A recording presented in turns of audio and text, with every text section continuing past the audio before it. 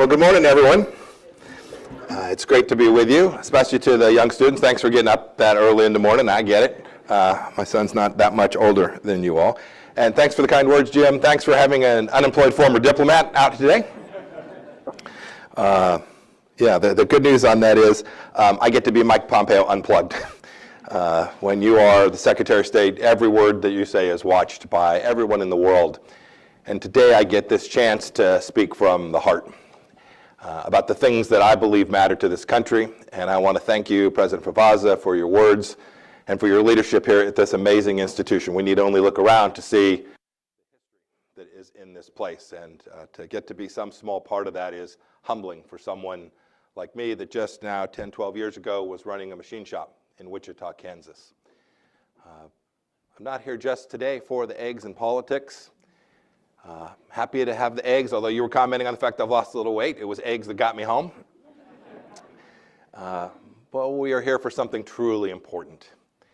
It is New Hampshire, after all, the place where Americans kick off conversations that shape the very future of our nation. We all care about that future. It's why you got up today to be here, to listen, to be part of this community. Everyone in this room believes in America.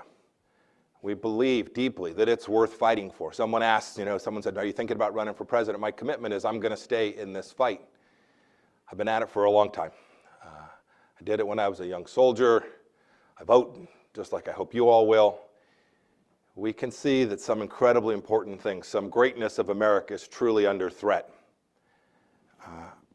I wanted to spend some time this morning responding to some remarks President Biden made a few weeks ago. The President of the United States gave a speech that smeared half the country. He identified half the country as enemies of the state.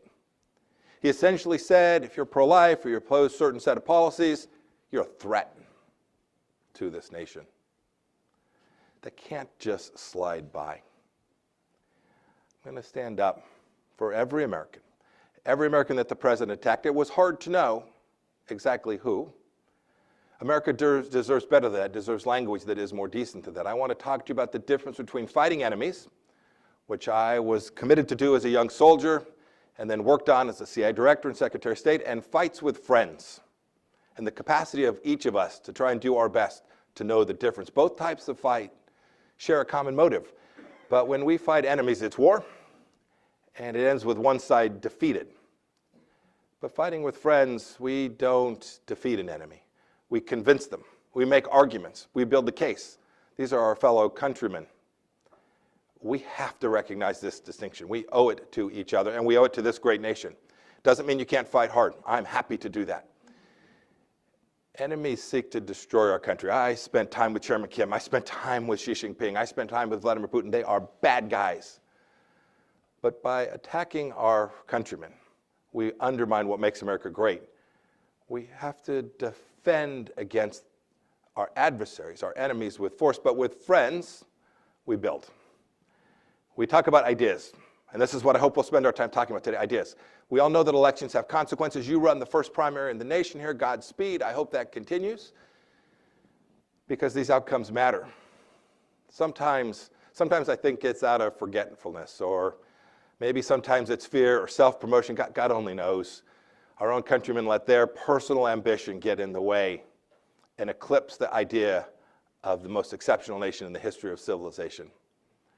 We don't need to defend against them, but we sure as heck need to defend against the ideas that have taken hold of them.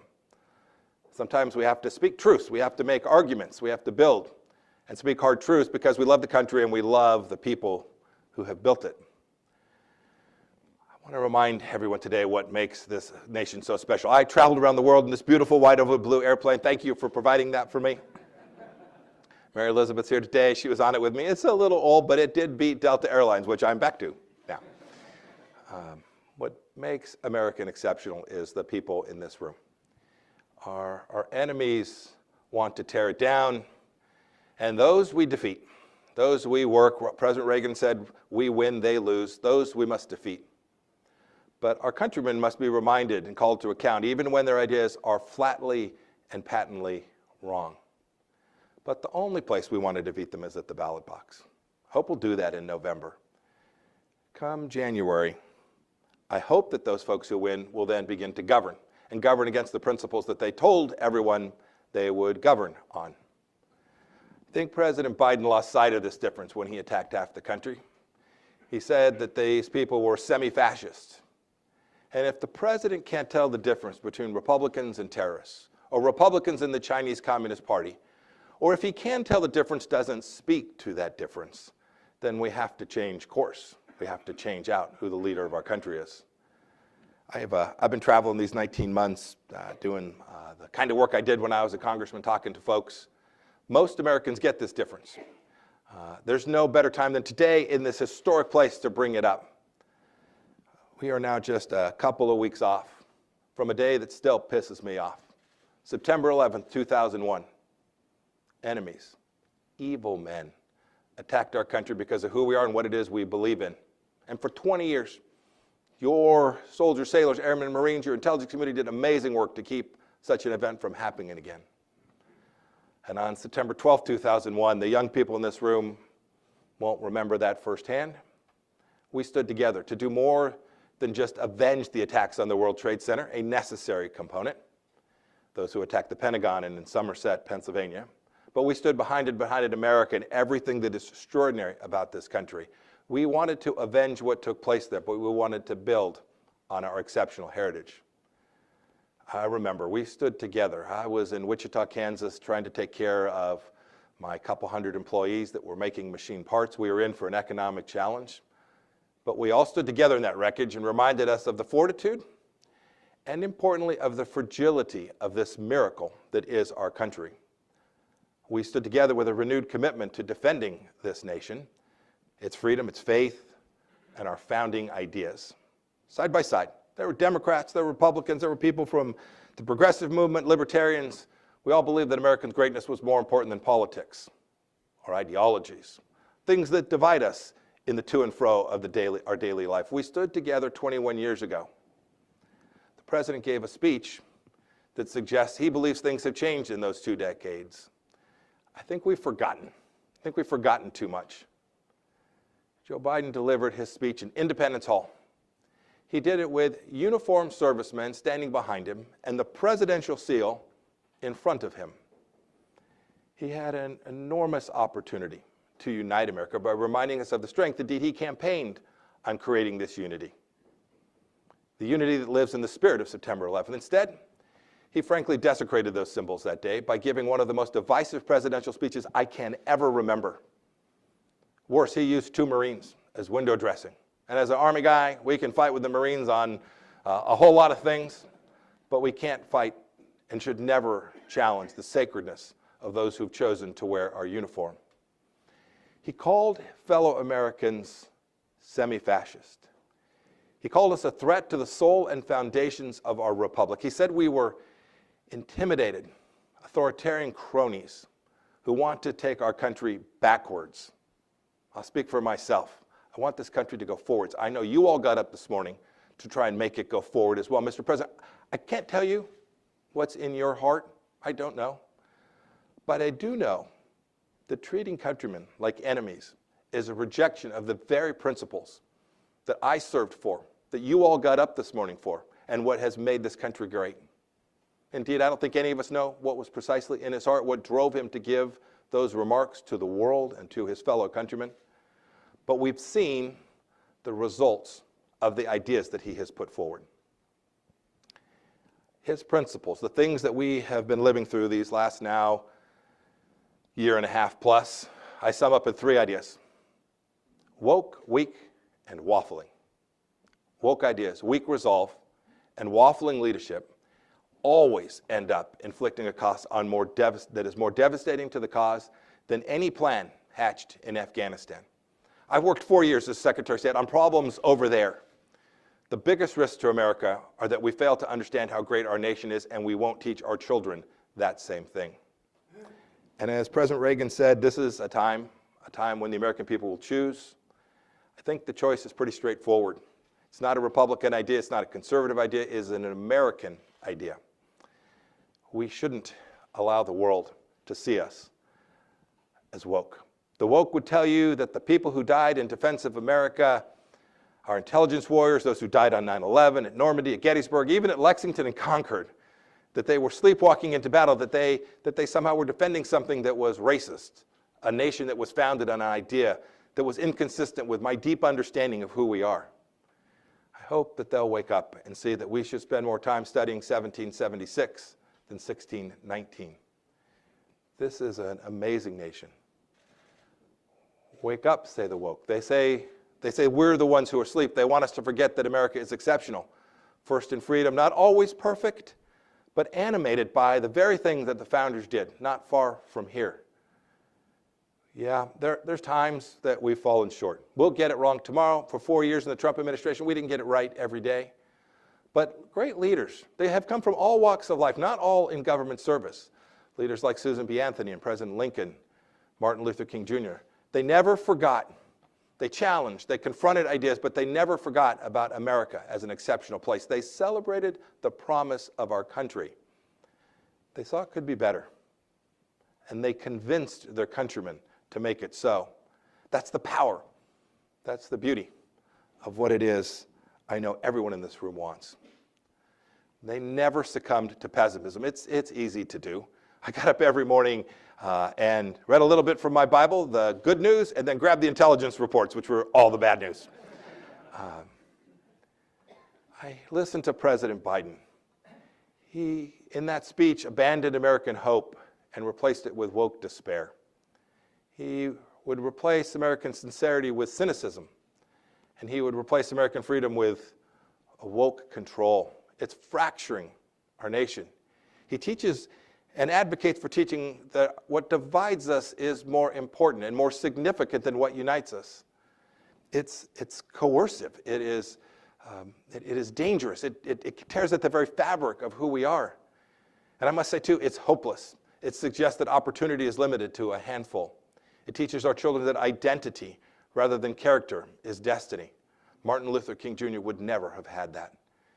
Using race and gender to divide is evil. To create one set that gets preferences because of either of those is evil. It harms us all. Today, you can see parents all across the country. They would tell you that education's been replaced by indoctrination in our schools. And I've seen in our own military, I've seen indoctrination replace the capacity to make sure our warriors were prepared to fight. We've sacrificed military readiness for diversity and equity training. Signed me up for diversity. My first gunner was an immigrant from another place. I chose him to be my gunner not because of who he was or his background or his race or his identity, but because he could hit a moving target at 3 miles at 15 with a sabot round of 105 millimeters. He was good. He was excellent. He was noble. As a young tanker, I knew that color didn't matter. Green mattered. Folks who were good soldiers mattered. If a soldier could do their job under the greatest of pressure in defending their country, sign me up. I wanted him in my platoon or her in my company or brigade. You all know the story. President Reagan spoke to it simply. He said that freedom's never more than one generation away. And it's why we all need to think hard about what it is we're teaching that next generation. Here, places like St. Anselm, and indeed all around the country. The front lines of this fight for ideas, for freedom, are inside our gates. They're in our schools, they're in our synagogues, they're in our churches. They're in the places that matter most to our communities. And I always think, what will our children say when they grow up about our commitment to that fight? I pray that they'll say that we got it right, that we defended the core ideas that made this country special. You know, I talked about the president being weak. That speech was weak too. It evinced a fear. They want an apologetic America, one that thinks that we are a force for bad in the world. I must tell you, as America's Secretary of State, people around the world wanted to sit because they knew. They knew that America was a force for good. Reagan's strong city on a hill, they understood. I pray that Americans continue to understand that. President Biden's policies these last 18 months, I think, have not only demonstrated weakness, but they've made us vulnerable in ways that are almost unimaginable. We're burdened with amazing high inflation. I saw gas prices on the signs as I drove in last night. I see the sign from Dominion Energy. Every utility in the country is going to be charging more for energy come this winter. I pray that there is sufficient energy for Europe and the world this winter. These were choices that were made not to produce American energy for American consumers that's affordable so they can put gas in their cars and heat their homes when the snow falls in places like New Hampshire. Today, small businesses, many of you here, it's tough to find people who understand the work ethic and who are raised with a set of skills that are capable of actually delivering value for a company. It's really hard. And prices aren't the only thing on the rise. I had a man on my staff mugged in Washington, D.C. in the last 2 weeks. My son lives in New York City. He got married about 8 weeks ago. I worry for them every day. I just came from Oregon. I was just south of Portland, and the people in that room that night used Portland as a 4-letter word. The homelessness, the crime was staggering.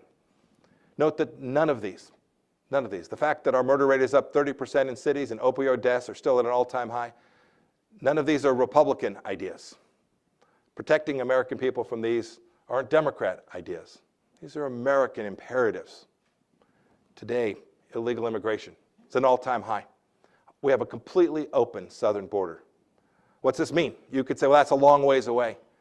This means fentanyl in your communities right here. It means inevitably more crime. We've had dozens and dozens of people traverse that border in the last 18 months who are on America's terror watch list. 4 million people in 18 months across that border. I come from Kansas. 3 million people in all of Kansas. That is a staggering number of people who came to our country unlawfully. We're a welcoming nation. We're a decent nation. But to allow these people to make this dangerous trek across this border is immoral. I worked on this issue as a Secretary of State. We had a policy which slowed the flow of illegal immigration into our country. When someone tells you, some politician tells you, it can't be done, or we should spend more money in Central America to stop it, I can tell you those won't work. It doesn't require more money. It just means one needs to be serious about protecting America, its sovereignty, our economy, and our kids from fentanyl. They weren't caused by people who've called us Republicans, who've said that we're clinging to our guns and our faith. They've called us deplorables, or the MAGA fascists now, the new phrase. These policies were all caused by weakness from American leadership. We weakened our economy with record spending and regulations. $201 billion in regulatory costs in the new annual paperwork, more than 72,000 new pages of regulations, 69 new major regulations. Anybody think we're under-regulated in America? More than 100 new regulations on appliances alone. It might be good because it may keep me out of my refrigerator, Jim. We were talking about how you keep weight off. Look, he stacked his administration with people whose ideas are to defund the police, radicals who made it easier to be a criminal than a cop. He reversed the very controls that I spoke of, and now illegal immigrants flood our nation, streaming across our southern border. These problems of weakness aren't just here at home either. I spent my time working all around the world. We are now 13 months off from the fact that 13 Americans were killed in Afghanistan in one of the most amazing debacles in American history. We didn't have to leave Afghanistan this way. No one should doubt President Trump's commitment to getting our boys and girls home. I worked on it tirelessly, both as CI director and for 4 years. But we knew there were additional commitments to our soldiers, sailors, airmen, and Marines who had served in Afghanistan. We needed to honor their 20 years of work. 20 years of work that I can tell everyone in this room kept you safe. I can't speak to the details, but terror plots emanating from that place were stopped by amazing young American men and women. And we undermined that. We fled the battlefield. We didn't protect the things that mattered to us here. It was reckless. Caused our enemies not to have fear and our allies to walk away from us. That weakness in Afghanistan and the weakness in our willingness for domestic energy invited Russian aggression as well. It's also, as we can all see, encouraging Chinese saber rattling. It is not a coincidence that Vladimir Putin invaded Ukraine shortly after the disaster in Afghanistan. Woke and weak and waffling has led us to waffle on our standing up to evil on our own streets and on the world stage. We can't permit this to continue. America matters too much. President Biden waffles. He waffles between making statements that are broad and watching his own team undermine them within minutes. I think if I'd have corrected President Trump that way, I would have been the former 70th Secretary of State. He waffles between the foundational faith in America and Americans seeing us as enemies. All of this stems from a central point, a basic moral uncertainty that I think pervades our nation today and one that we should speak about. For me, for those of us who come from a conservative place, the basic question is just as clear as to ask what follows. What's worth fighting for in America? And is this nation worth fighting for? I think every one of you would say yes, I certainly do. And we can never waffle or waver over that central thesis. It's a time for choosing. We can choose to believe in America again, to find greatness in our ideas and in our founding, or we can surrender all the hope that comes with that and give in to defeat or despair. Look, I hope you won't get me wrong today, and I look forward to taking questions from you all. But before the diet, I loved waffles with my eggs. But it's a prescription for disaster when we need leadership that truly does believe in the power of American goodness. We can't afford to waffle in the defense of these central ideas. This is a miracle, America. To be weak on these foundational principles or to give despair that puts wokeness over American wonder is a pervasive risk. And I think President Biden has fallen prey to that. Now more than ever, we have to believe this country is worth fighting for. We need conservative leadership that believes it too, leaders who celebrate it, know that we are exceptional, and leaders who will never apologize for America as exceptional. They need to be battle-tested, strong, stable, certain in the defense of freedom, leaders that have stared down our enemies on the battlefield with their own eyes and got their hands dirty working to defend America. Leaders who, when it's tough, will remember what unites America and the ideas that give lie to the claims of the woke and the weak. We need true believers who will fight for our values and our faith with fortitude, and we desperately need leaders who will unite America around a common cause. Conservatives who are true believers who will fight for our values and with faith and fortitude defend the things that brought you all here. You know, I've now raised my hand 7 times. There's a couple of fellow West Point grads here today. When I solemnly swore that day to protect and defend the Constitution, I had no idea of what the rest of my life would hold. But I did know how much America mattered. I was a young soldier. I patrolled what was then the front line of the Cold War, leading a little tank platoon tasked with stopping the Soviet invasion in a fight where the enemy would have been about 7-1 advantage against us. I know what it means, as so many in this room do, to put your life on the line in defense of freedom. It mattered then, it matters today.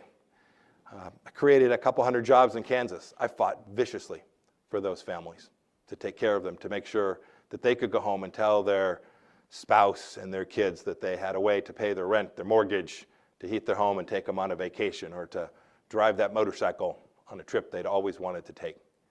I then got this incredible privilege to serve as your director of CIA.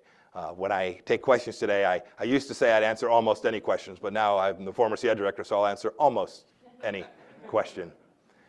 We're going to stay in this fight. The challenge is greater now today, I think, than it's been in an awfully long time. The Democrat line, the ideas that the Democrats are putting forward in consortium with mainstream media, want to make elections about celebrity, or they want to make it about personalities. I hope we'll make this fight about the ideas that matter. Too much is at stake to go at it any other way. It's far more important than any one person or anyone's political fortune. It's a far greater worth than even the most powerful political offices or biggest personalities you can possibly imagine. It has great significance today, especially as we enter this electoral cycle. We're not fighting to right personal grievances or against some Mickey Mouse enemy. We're fighting for our future against real enemies, like the Chinese Communist Party that wants you and your kids to live in a world that is fundamentally different than the one that has given all of us such opportunity and privilege. It's worth fighting for, I can assure you. Everything's at stake. It's time for us to get it back. I'm confident we will. You all came out today. We'll have a good conversation. But I always think about 2 things. I first think about the folks that I know back home in Kansas, My mother grew up in a little city called Wellington High, class of 1947. When World War II broke out, she went to an aircraft manufacturing facility in Wichita, Kansas, and did her part to help build aircraft for our country, to fight the Great War. I think about the Kansans that I had the incredible privilege to represent for 6 years as a member of Congress. Every day as I traveled the world, I thought about those farmers, thought about my former colleagues at Thayer Aerospace. I thought about the city council people that were just crazy enough to run for city council. I thought about their lives and how the work that I did was a duty to make sure that we did the right thing to protect them and their families. And today I still think an awful lot about the CIA officers. I would stand in this place in front of a wall where there were stars. You've all seen the pictures in the movies, the little CIA logo there on the floor. It's as awesome as they make it in those movies. But even more awesome than that special place are the men who were the fallen at the CIA, who those stars represent, many of whose names we will never know. They weren't Republicans or Democrats. They were Americans prepared to do the right thing in dark places, in an unknown place, who no one was ever going to know what they did. And they gave their life for this country to try and protect the very freedom. These young men and women, they never wavered. They never waffled. They knew the task before them, and they did it with elan and excellence in the way that I pray that our country will do for the decades to come. Thanks so much for giving me the opportunity to be here. I look forward to talking to you, Jim, and having a conversation with everyone in the room. Thank you all. Thank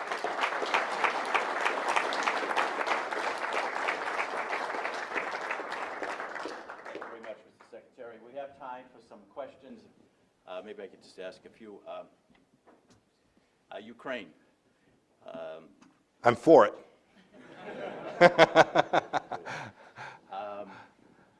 Ukraine government is pressuring the administration for some more powerful weapons, in particular the missile range that will have capacity of 190 miles. People in Russia are very nervous about that kind of equipment coming into Ukraine. Do you think the administration should support the request? I do. I give the administration credit for the things they have done, for the tools and weapon systems that they have provided. President Zelensky hasn't asked for our young men and women, right? He hasn't asked for the 82nd Airborne or Marine MAGTF. He hasn't asked for, he just wants the tools to defend his own sovereignty. We ought to provide them to him. My critique has been, and by the way, some in my party disagree with that. My critique has been, we've been slow and late and small. If you're going to help them, give them what they need. Give them the intelligence they need to target the bad guys. You could do this in a very deep and quiet way. The fear that we will provoke Vladimir Putin, I think, is overblown. Does anybody doubt he's provoked? I promise you that thousands of dead Ukrainians know that he's provoked. Vladimir Putin believes that Ukraine is part of Russia like I believe Kansas is part of the United States. And it's hard to believe. If you said, Mike, is Kansas part of America? I'd say, sure. And you'd say, why? And I'd say, well, he very much believes Ukraine is part of Russia in that same way. He's provoked. We should provide the Ukrainians the tools they need to defend their own people. And when we do, we will have protected a friend. The world will see that. That will matter in China. That will matter in Southeast Asia. That will matter in the Middle East. And when we do that, and when we stand up with our friends, and I pray the Europeans will stand up with their friends in ways that they have not, it's their fight, it's in their neighborhood, then I am confident that freedom will prevail there. As you just mentioned, I mean, Ukraine has scored some significant battles recently. Yeah. It appears that the Ukraine army is better armed. The morale is much higher because I think they know why they're fighting for their country as opposed to the Russian soldiers. Are you concerned, though, that Putin may have two options in front of him, either have a doubling down to accept a humiliating defeat, number one, or two, nuclear weapons that he may use, or chemical warfare that he may use? Sure. He has lots of tools at his disposal. His simplest nuclear weapon to unveil is to deny Europe energy in the next 2 months. If you want to talk about a cataclysmic event, shutting down manufacturing in Germany and France is about as difficult as it gets. And by the way, we talk about this as if it's a long ways away. If German manufacturing shuts down for a 2-week period, there will be thousands of people lose their jobs in the United States of America. right? Think about BMW plants in Alabama, Mercedes facilities in the South. They rely on German components. If those factories shut down, this will be right here in the United States. Vladimir Putin knows that. So yes, of course, we have to be concerned about that. But our theory of the case for 4 years was that demonstrated American deterrence and resolve will prevent conflict from happening. This is the model that we used for 4 years. I get asked all the time, would this have happened if you were still there, right? And I can't answer that because I'm not still there. But I can tell you this war didn't start in February. Vladimir Putin took a fifth of Ukraine in 2015. So we often, Americans, we remember the moment. CNN's not going to cover that. This war started a long time ago. It started in the mind of Vladimir Putin. That is not going to change. Vladimir Putin's mind has not and will not change. He took a fifth of Ukraine under President Obama. For 4 years, he didn't invade Ukraine or Europe. And then within months of our departure, he did it again. Coincidence? Maybe. I think it was because he knew we were serious. I think things that we did, things like the strike on Qasem Soleimani, right, demonstrated to the world that things that mattered to you, things that mattered to the American people, we were prepared to do. We moved our embassy from Tel Aviv to Jerusalem, something no president of any party had been prepared to do because of the risk of World War III.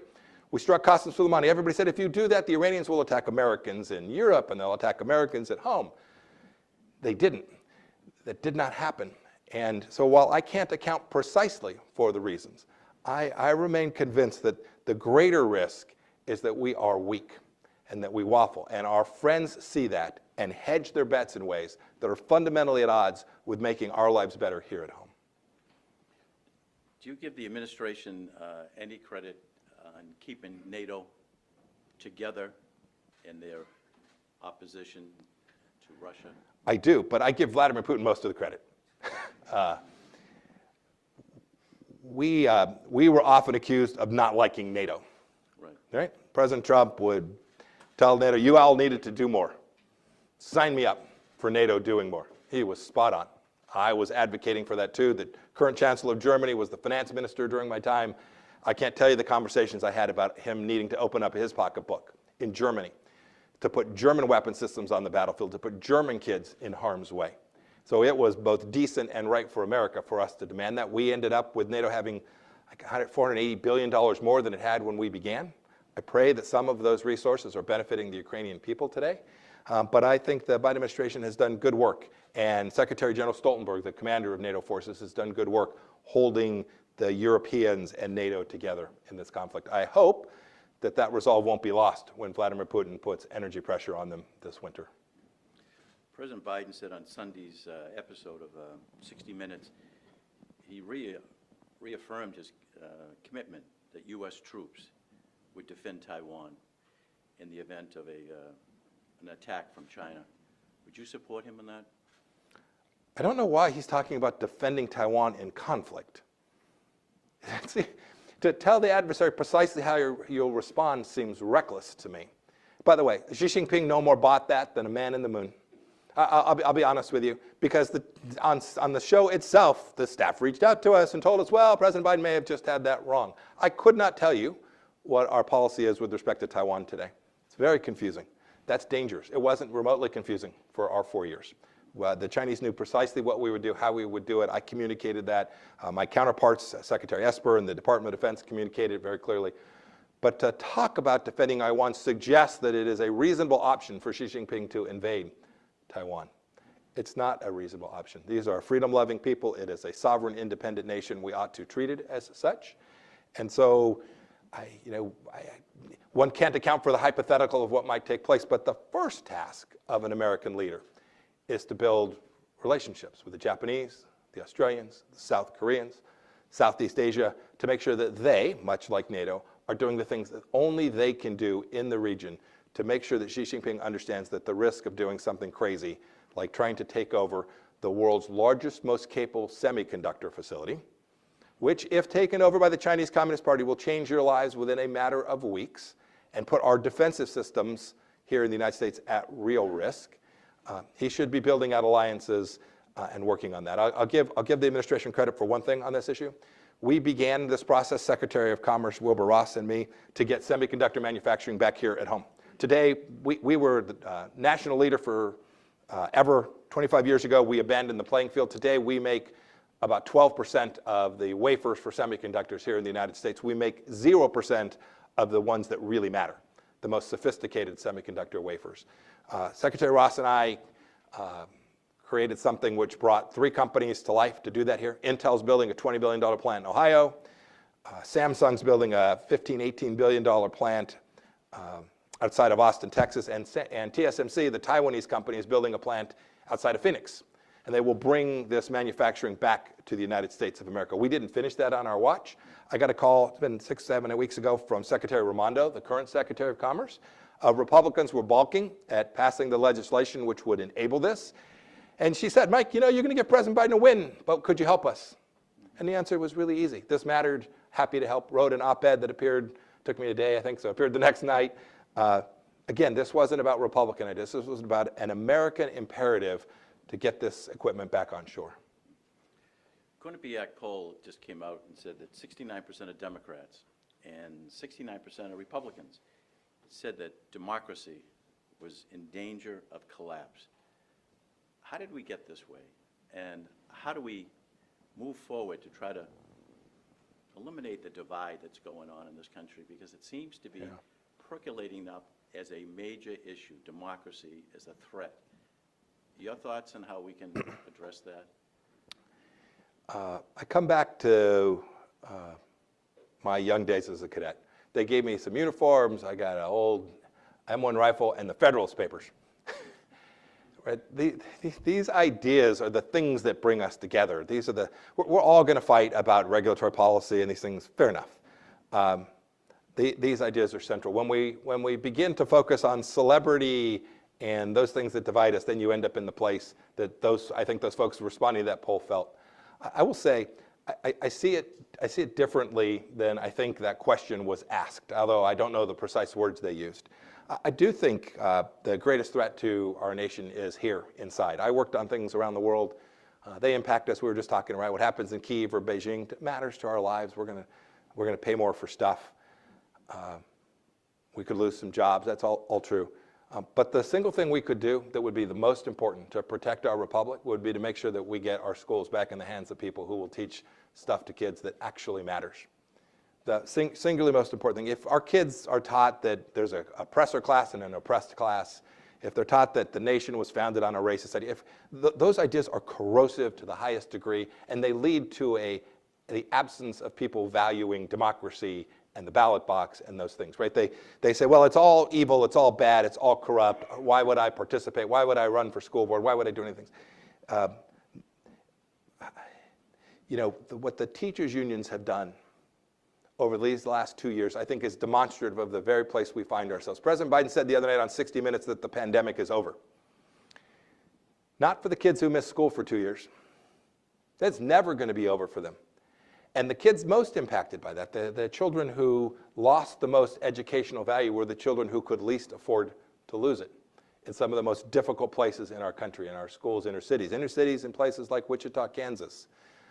It didn't have to be. Those were political choices were made. And so when you ask, how do you get it back together, we need to make sure that we empower school board members and parents and PTAs and coaches of kids' soccer teams and take the power from Washington, D.C. When you do that, states, cities, communities, they'll come up with different ideas, but the greatness of America will rise. It always has, and I'm convinced that it will again. If I could bring you back to Kansas, I'd love to get your thoughts on the August midterm in Kansas on the referendum. Would have overturned the state ruling that found the right to abortion in the state constitution. Now, you know the state better than I do, but I always thought it was a very red state, conservative state. President Trump carried it by 15 points in 2020. But yet it seemed to have an independent I won my race streak. by 19.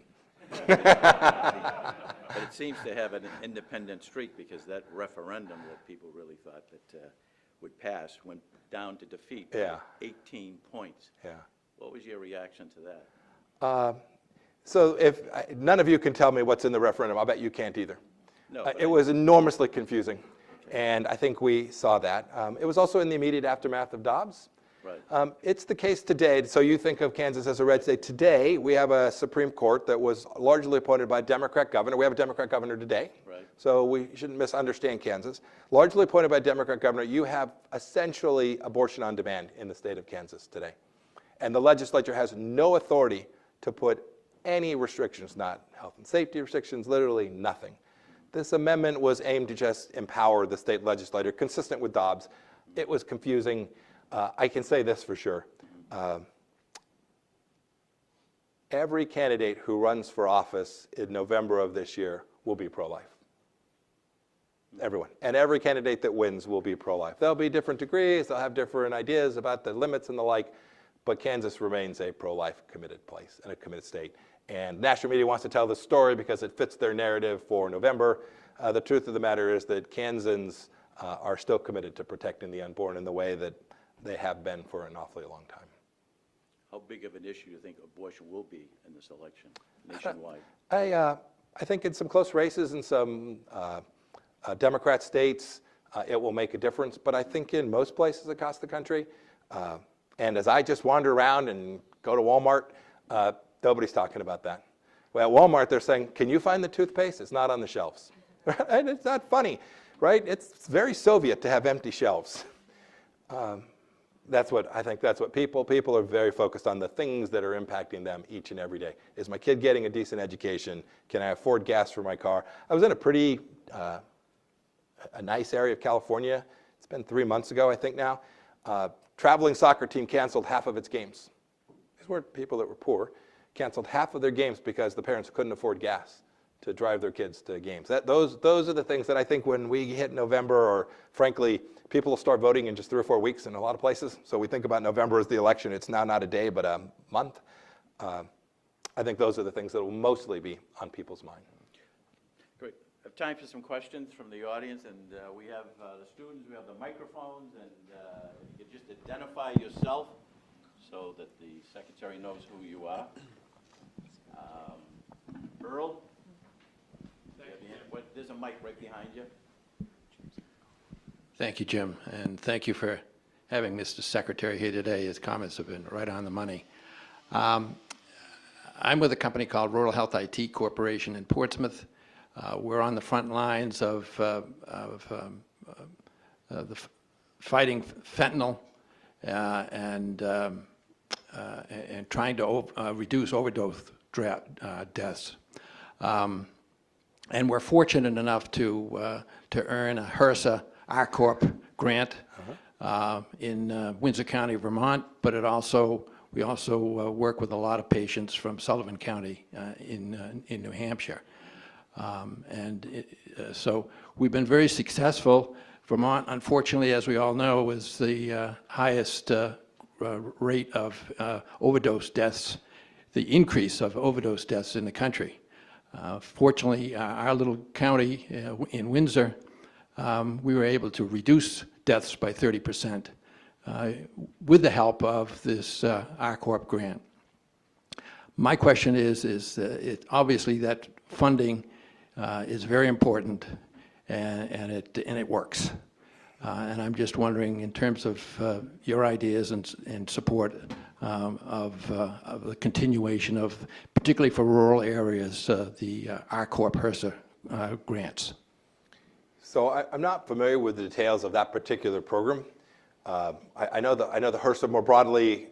Kansas rural communities have the same set of issues. I'm very familiar with this issue of fentanyl. We had all kinds of problem with crystal meth in our state. We had opioid problems in the state of Kansas as well. These are always complicated. In the end, you have to fight it as you are. Bless you for the work you're doing, helping people avoid that, or if they become addicted, getting away from it. Federal government has a real responsibility to, the simplest way to think about it is to drive up cost, right? Fentanyl today is about as cheap as it's ever been. Almost all manufactured, or at least components of it manufactured in China, transshipped to Mexico, and just smuggled across the border. Fentanyl prices have fallen dramatically since I left office. And we talk about the border, we think about the people and the tragedies. We should never forget that one of the things that is most harmful to the American people is the fact that this is now accessible in volume, in small quantities distributed all across this nation. And so those resources that you have, I think, should absolutely continue. I hope that state and local governments are contributing their fair share to making sure that we get it right, that fits a model that fits for Vermont or for New Hampshire or for Kansas or for a state. I think local delivery of these solutions is infinitely better than driving it from Washington, D.C. We'll almost always get it wrong in Washington. Maybe that's my answer. I pray that we will do all of the things that reduce the risk that someone will have access to and risk becoming addicted to. The fentanyl, the family destruction that follows from it is something we haven't fully accounted for, fully reckoned with just yet either. Matt Mayberry? Just one. Mike? Good morning, sir. Matt, great to see you again. Excellent. Could you give us your thoughts on what happened on January 6th? Sure. You had a riot at the United States Capitol. And that's terrible. It was a bad day for the United States of America. I equally believe that the riots that took place all across this country in the summer of 2020 were bad for America too. I talked about crime, right? We should prosecute people, even if they steal less than $900 worth of stuff at Walgreens. They should be prosecuted for their crimes. And those who violated the law that day should be held fully accountable for what they did. I don't know the details. I don't know why it was that the Capitol Police, who protected me when I was a member of Congress, I don't know why they didn't have the resources and the ability to prevent that from happening. But it was a tragically bad day. It ended well. It ended with our then Vice President, Mike Pence, and our members of Congress going and finishing America's business that day. I was incredibly proud of them for that, but we should have never suffered what happened that day. Yes, sir. Hi, Jim. Hi. Thank you. Thanks. Jerry McDermott from ARC Behavioral Health. And just a follow-up to the gentleman's earlier question. I think everyone in this room has had some family or a neighbor or coworker impacted by the opioid crisis. We're certainly not out of the woods. But my question, Mr. Secretary, is our company is in the business of drug and alcohol detox and recovery. We've got 4 facilities in Mass. We just opened in Ohio and Van Wert, and we're opening in New Jersey soon. We are just blown away by the influx of drugs, and the gentleman earlier mentioned fentanyl, so lethal. And just yesterday in Jacksonville, Florida, the sheriff's office, along with other local law enforcement, seized enough fentanyl to kill 1.5 million adults. We all know the porous border is bringing this poison into our communities. And in every suburb across America, people wring their hands about it when a neighbor's son or daughter overdoses. Yeah. A 2-part question, Mr. Secretary. One, how do we get it through to people in a very kind and unifying way that we need to do something about the border? Doesn't mean we're anti-immigrant, but we need to secure the border to protect our own sons and daughters from this poison. How do we do that? And number 2, what more could we and should we be doing with our intelligence community to stop China from working with the Mexican cartels and flooding the United States? It seems to me it's almost like an act of war. Yeah. There's so many people dead from this. Thank you. I'm not sure I'd put almost like an act of war. Your first question was, how do we raise awareness? I think that's happening. I think people are much, I think it's more tactile. I think people can feel this more now. Maybe it's the drugs, but I think they can now see what's happening at our southern border in ways maybe they didn't for a long time. President Trump worked diligently on this, right? Anybody remember what he campaigned on, right? We're going to get out of Afghanistan, we're going to build the wall. It was a pretty short list of things he campaigned on. We can argue about tactics, but I mean, the math is just real. It took us 2.5 years because the first efforts the Trump administration had to secure our southern border were thrown out by the Ninth Circuit, right? We had all this litigation. It seems like a long time ago, but I lived it. But by year 3, we had slowed the metric for who comes across the border dramatically. We had done it by turning off the magnet. Right? We did it by saying that we're welcoming people, we love you, file for asylum, but you're not going to wait here in America while you file for asylum. It became very clear to folks thinking about coming here that wasn't something they were up for. And so when I hear Vice President Harris say, no one's walking across the border, I mean, that's just gaslighting you. That's literally, I talked about being decent and being truthful and being honest and not attacking people, but you have to speak the truth. We can see, right? We all saw these 50 folks that went to Martha's Vineyard. That's an hour's worth of border crossings today. 1 hour, 50 people, 4.2 million people, 18 months. It is possible to do this, to secure. It's not just our southern border either. It's our ports of entry where people come out. So it's a multi-dimensional problem. We were serious about it and thoughtful. We did it in a way that I think was fundamentally decent as well. In that I've been down there, I've seen these people. I was at the border in Venezuela where these folks were coming into Colombia. These are people in difficult circumstances and they are dying, and women are being sexually trafficked along that route from Venezuela and Central America to Mexico. It is not decent to open a border and ask them to come do that. It is deeply immoral in my judgment. Your second one was, well, how do you stop? What do you do? Everybody remembers there was CNN ran a piece, I don't know, I think it was in somebody's book. There have been so many books written. It's amazing when I see quotes in there from me, and I'm like, I didn't say that. Anyway, it's America. President Trump was accused of wanting to bomb Mexico. And I remember seeing this on TV and saying to my wife, no, that was actually me. And it wasn't bomb Mexico. That was the shorthand CNN used. The truth was that we could see precisely what you described. Think about this. When we've done our work in Afghanistan, we were attacking ungoverned space. We were attacked from 9/11, from this Tora Bora, place where there was no government controlling it. That's always been 6,000 miles away from us. This is why when people say, well, Mike, that's foreign policy. No, this impacts us here. Today, that ungoverned space isn't just in Afghanistan.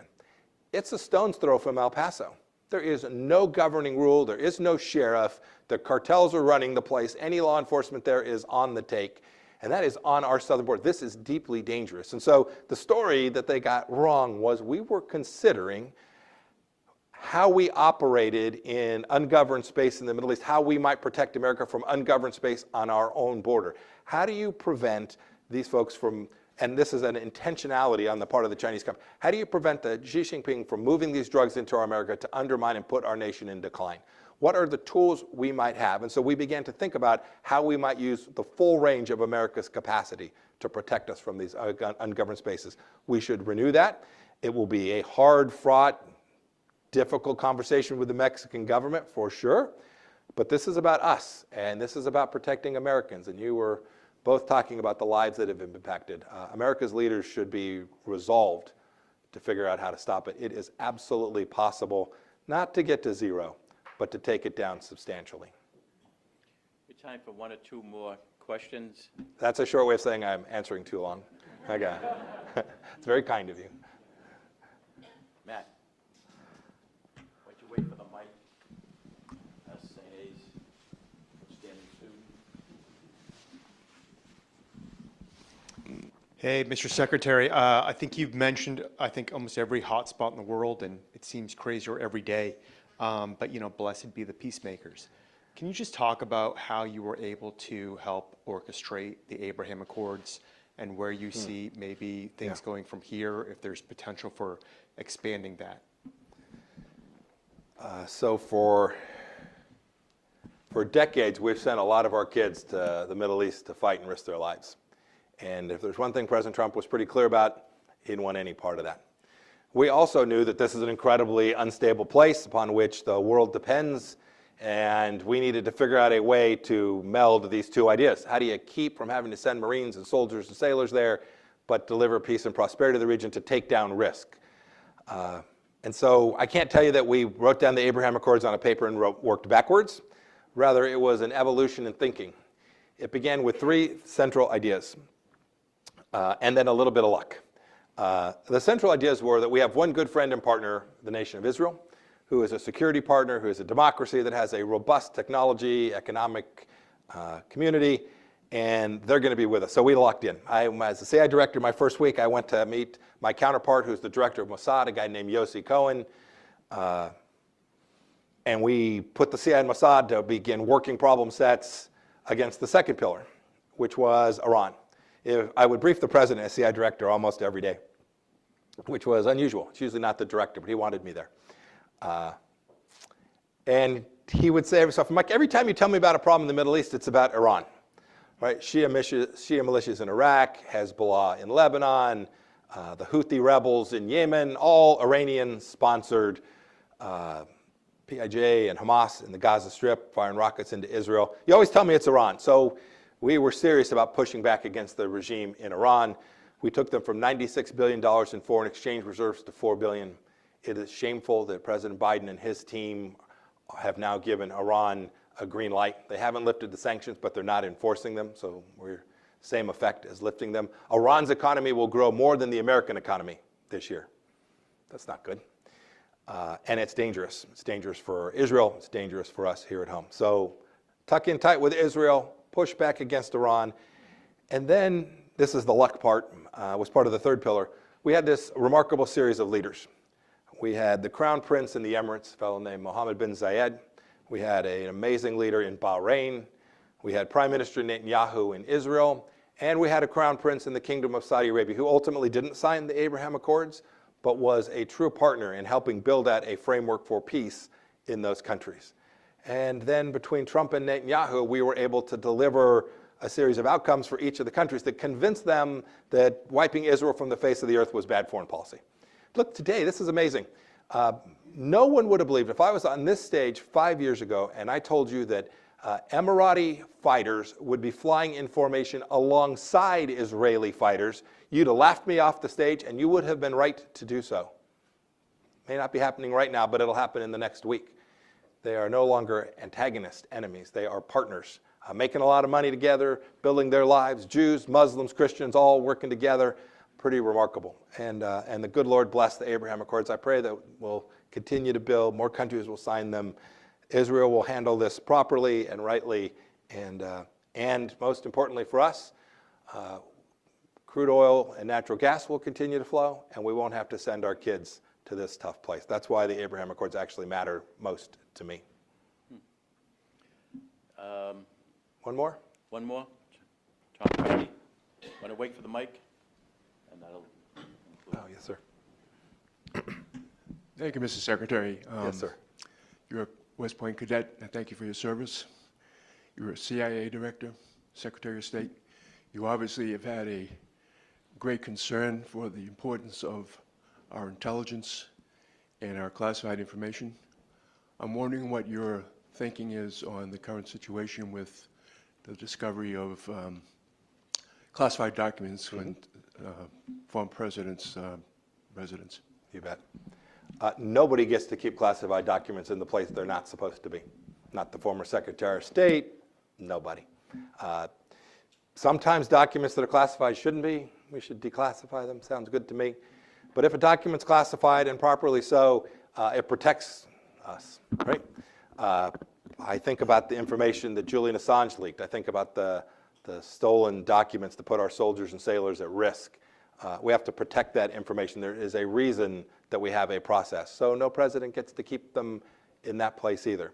You can hold a second thought in your head too, though, which is that the raid on Mar-a-Lago was indecent and improper and historically unprecedented and a terrible idea for our democracy. You can hold both of those thoughts in your head at the same time.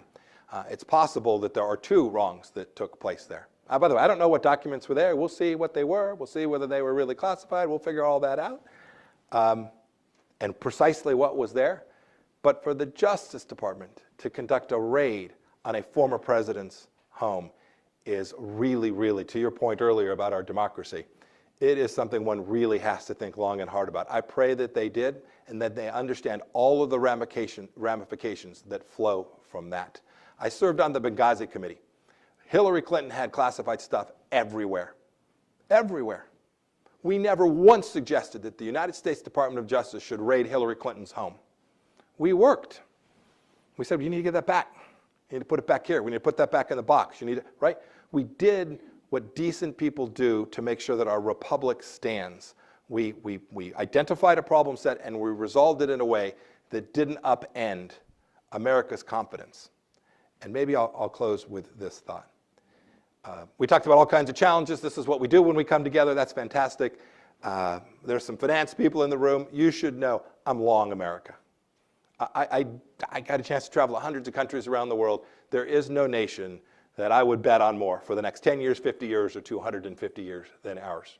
Because folks like you come out on mornings like this to debate and have a discussion. I pray that the leaders that you all elect in November will be worthy of your efforts, and they will be decent. There'll be those from both parties that they will be decent. They will respect America's history. And this nation that I've spent so much time working on and working alongside great people to try and protect, that it is worth fighting for, and you all will stay in that fight. I pray that. I hope that. I am confident that that will be the case. Thank you for giving me the chance to be with you here this morning. Bless you all.